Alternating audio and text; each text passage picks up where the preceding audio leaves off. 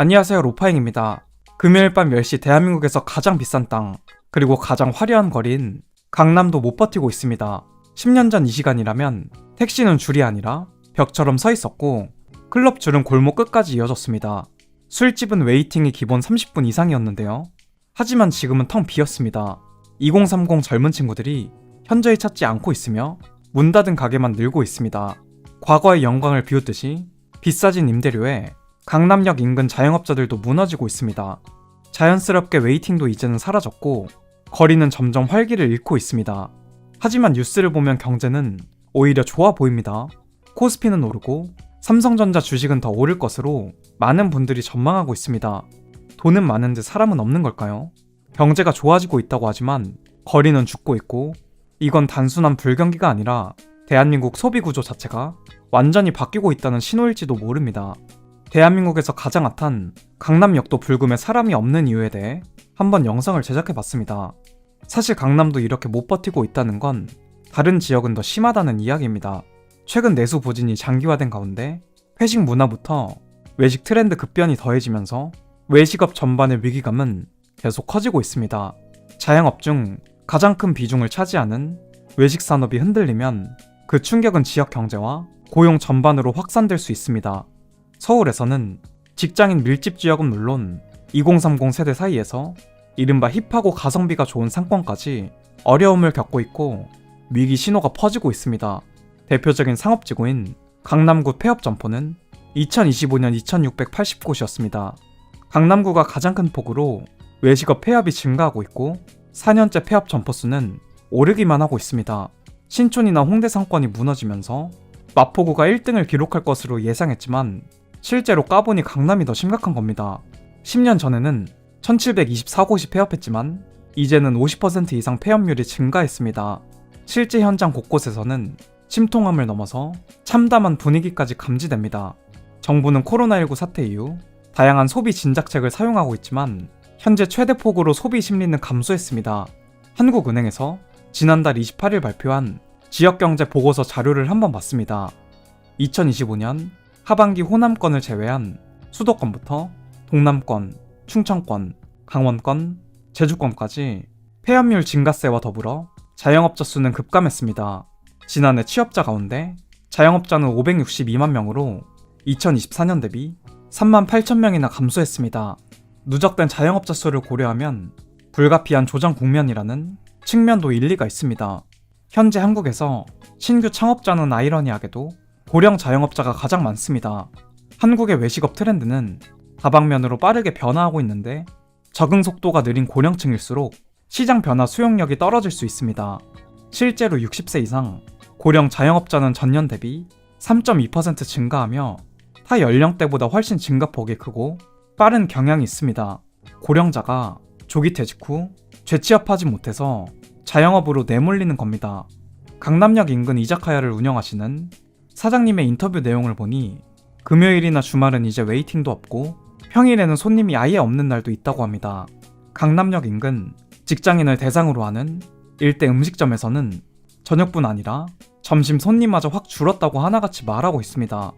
강남역을 가보면 가장 많이 보이는 업종이 있습니다. 바로 병원과 치과, 그리고 한의원입니다. 불과 몇 년 전까지만 해도 강남역에서 개원을 하면 어마어마한 매출을 기록하고 부자들이 돈 버는 성공 공식이었습니다. 코로나 시기에도 오히려 강남역 인근 성형외과 병원들은 굉장히 장사가 잘 됐습니다. 자영업시장 경기가 좋지 않다고 하더라도 백화점에서 명품을 사는 사람들도 많고 해외여행 가는 사람은 수두룩하니 강남역 병원은 절대 무너지지 않을 것이라고 생각했습니다. 하지만 병원도 어디까지나 자영업이고 사업입니다. 이제는 공장형으로 돌리면서 가격 경쟁을 하고 있습니다. 불경기에 수요는 조금씩 줄어드는데 여전히 병원과 치과는 더 많이 생겨납니다. 현재 의사들의 경우 5년 안에 약 30%가 문을 닫고 있습니다. 많은 대출을 끼고 강남역에서 버티면 버틸수록 오히려 적자만 더 심해집니다. 치과의 경우 5년을 버티는 곳은 10곳 중 6곳입니다. 한의원도 마찬가지이고 초기 장비 투자와 고정 경비를 생각하면 5년을 버티더라도 결국에는 적자를 보는 셈입니다. 현재 수출 기업들만 호재이고 서민들은 불경기를 체감합니다. 주식도 시드가 많고 돈 버는 사람만 버는 것처럼 고물가를 버티는 직장인과 학생들은 강남역에서 술을 마실 여유 자체가 없습니다. 2차 술집 위스키바의 경우 10년 이상 장사를 하신 사장님이 이번 주말에 처음으로 개시도 못하고 문을 닫았다고 합니다. 활기가 넘쳤던 강남 길거리는 공실이 빠르게 증가하고 있습니다. 일단 가로수길의 경우에는 공실률이 45%로 빈 매장이 빠르게 증가하고 있습니다. 강남역 주변에는 스포츠 매장부터 로드샵들이 상당히 많습니다. 이제는 굳이 오프라인 매장을 들어가는 손님보다는 빠르고 편리하게 온라인으로 쇼핑하고 있습니다. 쿠팡이나 알리, 테무가 모든 매출을 흡수해버렸고 강남역에 있는 편집샵들은 매출이 반토막 나고 있습니다. 온라인에서는 세일 프로모션으로 아우터를 훨씬 저렴하게 살 수 있고 외국인 관광객들의 꾸준한 방문 역시 예전만 못합니다. 강남역 상권의 공실률은 어떨까요? 2019년에는 4.3%로 거의 모든 매장의 매출이 좋았습니다. 하지만 2022년 21.4%를 기록했으며 2024년에는 20% 공실률을 기록했습니다. 이렇게 월세 2천만원 내외 수준인 곳에서 경기가 안 좋으니 수익을 내기 참 어렵습니다. 하지만 건물주들은 월세를 내릴 수는 없습니다. 강남역 중심 상권 코너에 위치한 5층 건물의 1층 상가는 보증금 1억 3천만원에 월세 500만원 수준이었습니다.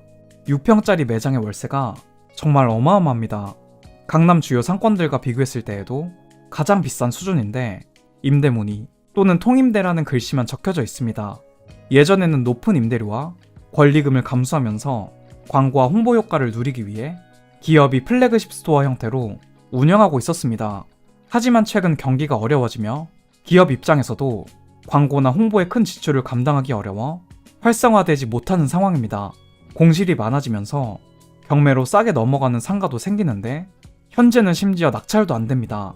서초구와 강남구 역삼동 상가 중에서 지난달 경매로 넘어간 매물은 8개였습니다. 하지만 단 한 건도 낙찰되지 못하며 낙찰률 0%라는 잔인한 결과만 있었습니다. 과거에는 금융과 오피스 중심의 화이트 칼라 소비에 젊은 세대의 유입이 많았지만 이제는 상황이 많이 달라졌습니다. 금융과 오피스 업종이 퇴보하고 있고 AI에게 밥그릇을 뺏기고 있습니다. 신규 채용도 현저히 줄어들었습니다. 금융과 오피스 상권에 있던 돈 버는 기업들은 사라지고 있고 그 자리를 창업과 보육센터가 대체하고 있습니다. 자본형 임차인들보다는 소비력이 확실히 줄어드니 상권에 반영됩니다. 일 끝나고 직장인들은 최대한 지출을 줄이며 약속도 줄이고 강남역을 지나가는 사람들은 지갑을 열 수가 없습니다. 이제 유일하게 웨이팅이 심한 곳이 바로 퇴근길 버스 정류장입니다. 술집과 밥집 웨이팅은 이제 이곳으로 몰리며 집에 가기도 힘들 지경입니다. 여러분은 강남역을 최근에 언제 가보셨나요? 이제는 사람이 정말 없고 활기가 사라졌다는 느낌을 확 받는 곳이 된 것 같습니다. 오늘 제가 준비한 영상의 내용은 여기까지입니다. 다음 이야기에서 다시 뵙겠습니다. 감사합니다.